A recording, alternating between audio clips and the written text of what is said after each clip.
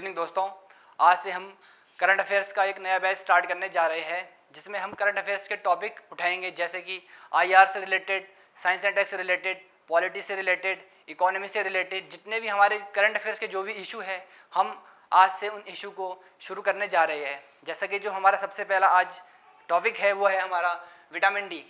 Vitamin D आज की date में क्यों इम्पोर्टेंट है हमारे लिए? क्योंकि जो साइंटिस्ट है उन्होंने एक नई रिसर्च करी है कि विटामिन डी की कमी जिस बंदे को है, जिस भी पेशेंट को है, कोविड-19 के पेशेंट को जिसको विटामिन डी की कमी है, उसे कोविड-19 ज़्यादा इफ़ेक्ट कर रहा है, मतलब उसको ज़्यादा इंजरी हो रही है विटामिन डी से, विटामिन डी की कमी से।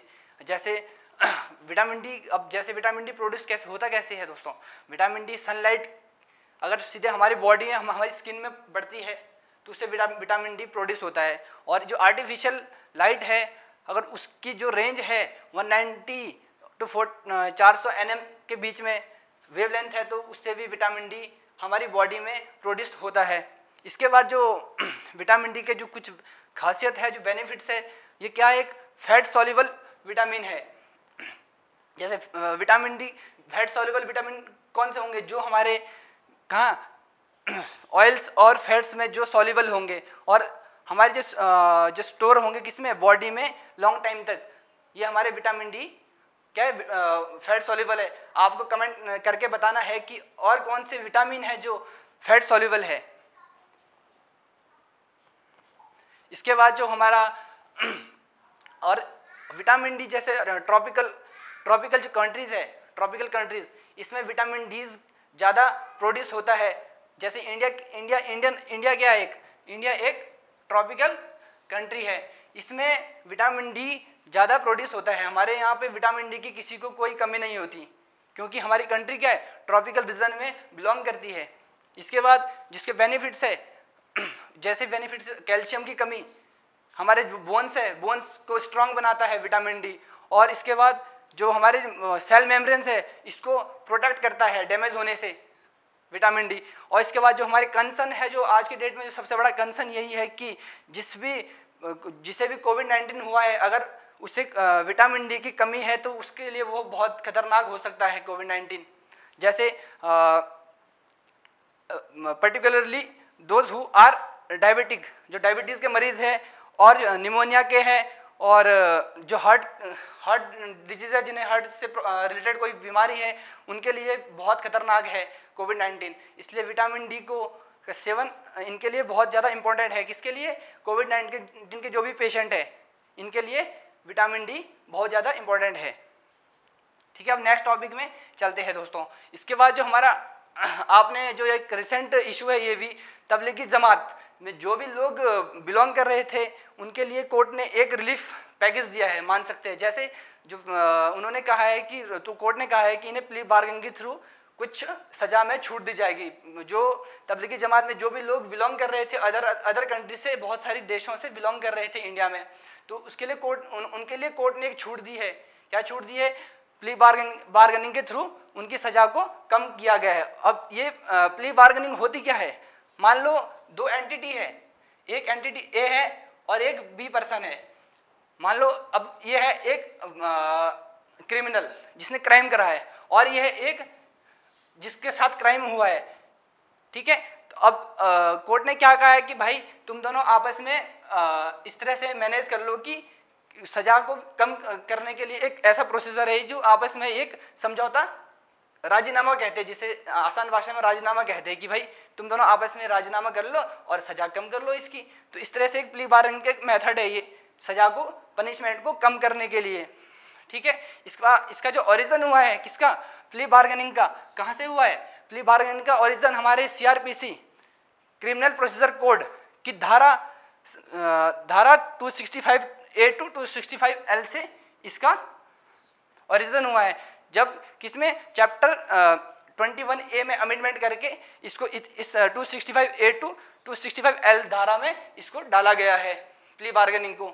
ठीक है दोस्तों, इसके बाद हम नेक्स्ट टॉपिक में चलते हैं। अब जो हमारा इस वक्त नेक्स्ट टॉपिक है वो है हमारा global multi dimensional poverty index. ये एक बहुत ज़्यादा इम्पोर्टेंट टॉपिक है हमारे आज के आज का जो हमारा टॉपिक है उसमें सबसे इंपॉर्टेंट मुझे ये वाला टॉपिक लगता है, क्योंकि यह एक global multi dimensional poverty index है। मल्टी डायमेंशन मतलब बहुत सारी गरीबियां, गरीबी के अलग अलग जो क्या है पार्ट्स है, गरीबी के जो अलग अलग जो प्रकोप है उसके बारे में ये इंडेक्स बताता है।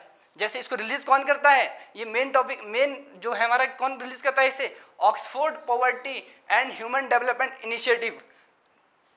और किसके सहायता से करता है, यूनाइटेड नेशंस डेवलपमेंट प्रोग्राम की हेल्प से ये इंडेक्स जारी किया जाता है। ये दोस्तों बहुत एग्जाम पॉइंट ऑफ व्यू से ये बहुत ज़्यादा इंपॉर्टेंट है। ये रिलीज कौन करता है, किसकी सहायता से, यूनाइटेड नेशंस डेवलपमेंट प्रोग्राम की सहायता से ये इनिशिएटिव लॉन्च किया जाता है। इसके बाद जो इसका एम है, इसका एम क्या है, जो पूरी दुनिया में, जो ग्लोबल वर्ल्ड में जो गरीबी है उसको शो करना कि किस टाइप की गरीबी इस ग्लोबल वर्ल्ड में इस टाइम चल रही है, और उसको ये शो करता है। ठीक है, और इसके जो पैरामीटर्स है, इसके पैरामीटर्स 3 बेस पे है। इसके जो पैरामीटर है वो 3 बेस पे जो गरीबी काउंट की जाती है। एक हमारा एजुकेशन, हेल्थ और स्टैंडर्ड ऑफ लिविंग। इसके भी 10 पैरामीटर्स है।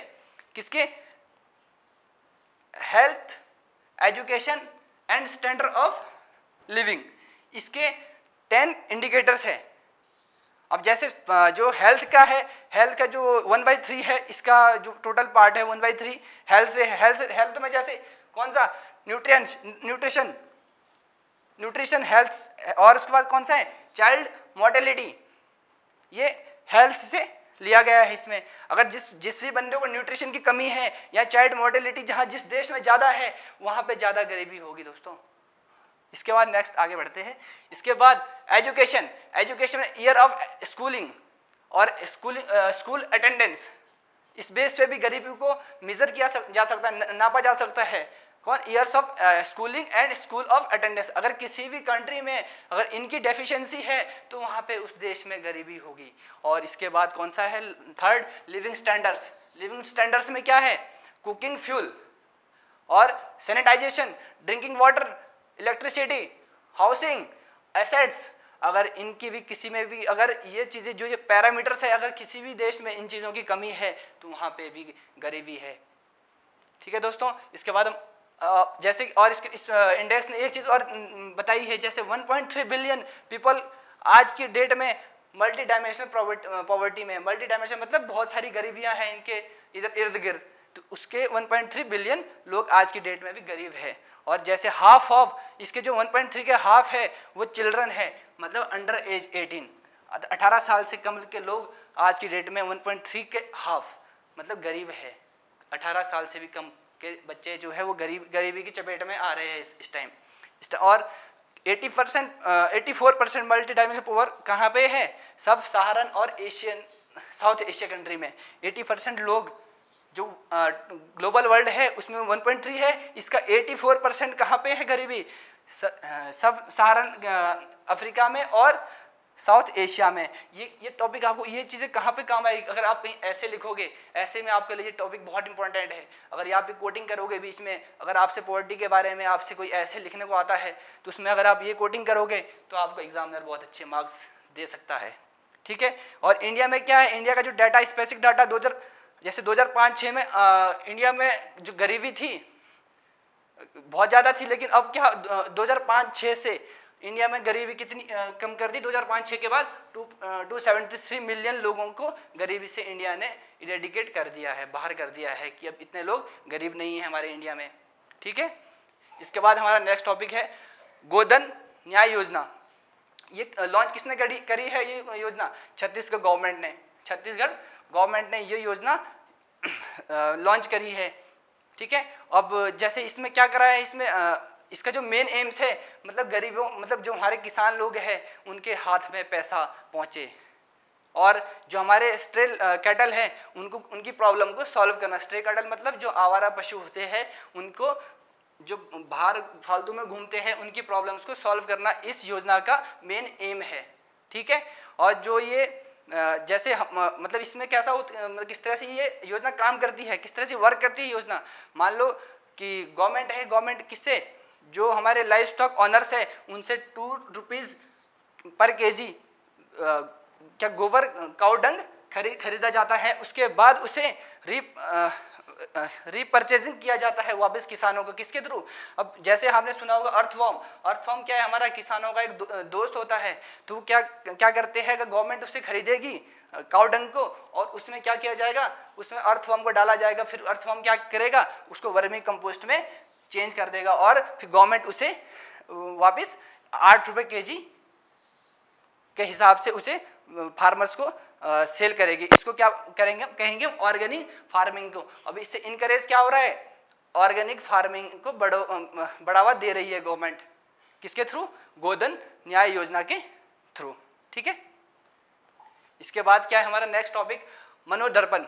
Manodarpan ministry of human resources and development ने लॉन्च करा है। किसने करा है? Ministry of human resources and development ने लॉन्च करा है ये वाला पोर्टल।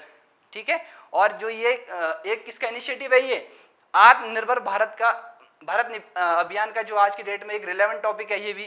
क्यों? क्योंकि आत्मनिर्भर भारत अभियान आपने सुना होगा, चर्चाओं में चल रहा है, इसलिए ये टॉपिक बहुत इंपॉर्टेंट है। ठीक है। तो ये उसका एक इनिशिएटिव है ये। और इसका जो एम है, इसका एम क्या है? जैसे आपने सुना आज की डेट में जो स्टूडेंट है और जो उनके पेरेंट्स है, टीचर्स है, वो मेंटल हेल्थ को उनकी मतलब कभी कभार सही नहीं रहती, तो इसलिए जो ये गवर्नमेंट ने क्या करा है, फिर उनके लिए ये वाला पोर्टल लॉन्च करा है, और उनकी जो मेंटल हेल्थ है उनको इम्प्रूव करने के लिए हेल्प करेगा ये वाला पोर्टल। ठीक है।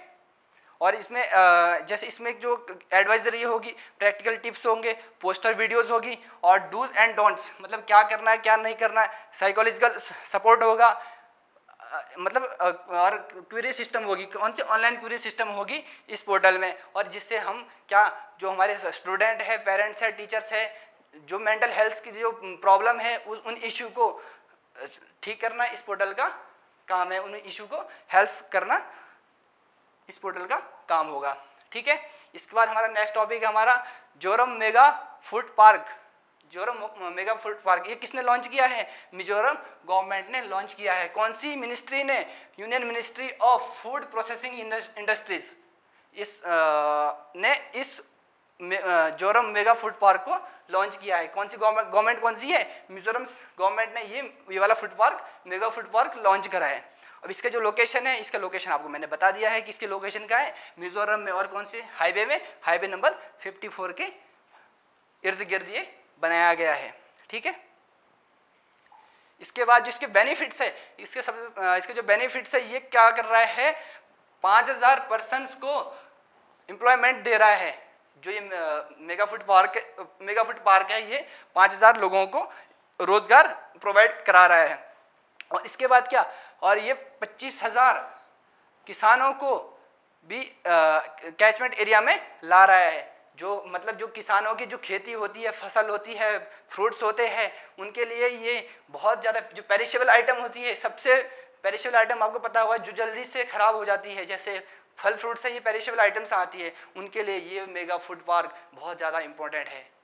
अगर आपको कभी किसी मतलब अगर आपको कभी ऐसे आता है, ऐसे मगर आपको लिखने के लिए आ गया कि भाई एक कोई खासियत बताइए कि क्या जो हमारे ये गवर्नमेंट ने जो भी मंडियाँ बनी होती है उसकी क्या खासियत होनी चाहिए? जो मंडियाँ बनी होती है वो मेगा फूड पार्क से प्रोत्साहित होनी चाहिए। जो हमारी मंडियाँ बनती है, सब्जी मंडियाँ, वो इससे प्रोत्साहित होनी चाहिए मेगा फूड पार्क से। अब जो मेगा फूड पार्क कि जो पेरेंट मिनिस्ट्री है वो मैंने आपको बता दिया, क्या? Ministry of food processing industries ने ये लॉन्च करा है। कब से? सिंस 2008 से ये इनिशिएटिव लॉन्च किया गया है। ठीक है। अब क्या होता है ये मैं आपको समझाता हूँ। मेगा फूड पार्क होता क्या है? मेगा फूड पार्क मान लो फार्मर ग्रुप्स हैं, सेल्फ हेल्प ग्रुप्स हैं, और इंडिविजुअल फार्मर्स है। ये क्या करते हैं? ये फसल उगाते हैं, किसान भाई बंधु होते हैं। तो क्या करते हैं? वो कलेक्शन सेंटर में अपनी फसल को आगे भेजते हैं। कलेक्शन सेंटर होंगे, ठीक है, कलेक्शन सेंटर होंगे, तो वहाँ पर ये अपनी फसल को आगे भेजेंगे। उसके बाद क्या करेंगे? जो कलेक्शन सेंटर में जो क्या बोलते फल फ्रूट्स होंगे या फिर जो अनाज होगा, वहाँ पे उनकी ग्रेडिंग होगी, साफ़ सफाई होगी। कहाँ पे? इसमें कलेक्शन सेंटर में। और कलेक्शन सेंटर से कहाँ जाएगा ये हमारा जो ये आइटम्स है, किसके? किसानों के जो आइटम कहाँ जाएगी? प्राइमरी प्रोसेसिंग सेंटर्स में, पीपीसी में इनकी आइटम्स आगे भेजी जाएगी। इसके बाद यहाँ से कहाँ पे जाएगी, पीपीसी से जो हमारी आइटम है किसानों की और सेल्फ हेल्प ग्रुप जो भी है हमारे फार्मर्स ग्रुप है, उनकी आइटम्स कहाँ जाएगी, मेगा फूड पार्क में वहाँ से जाएगी। और वहाँ से आगे फिर जो हमारे मार्केट में आएगा, कहाँ से, मेगा फूड पार्क से जो भी आइटम्स आएगी आगे एक्सपोर्ट होगी, और जो किसानों को जो चीज़ें चाहिए होगी वो वहाँ से इंपोर्ट होगी। जो भी किसानों की ज़रूरतमंद चीज़ें होगी वो वहाँ से इंपोर्ट होगी, और यहाँ से किसान वापस अपने लिए कोई भी सामान ले सकते हैं और वो अपना सामान यहाँ पे बेच सकते हैं। ये क्या हो गया, मेगा फूड पार्क हो गया। ठीक है, थैंक यू दोस्तों।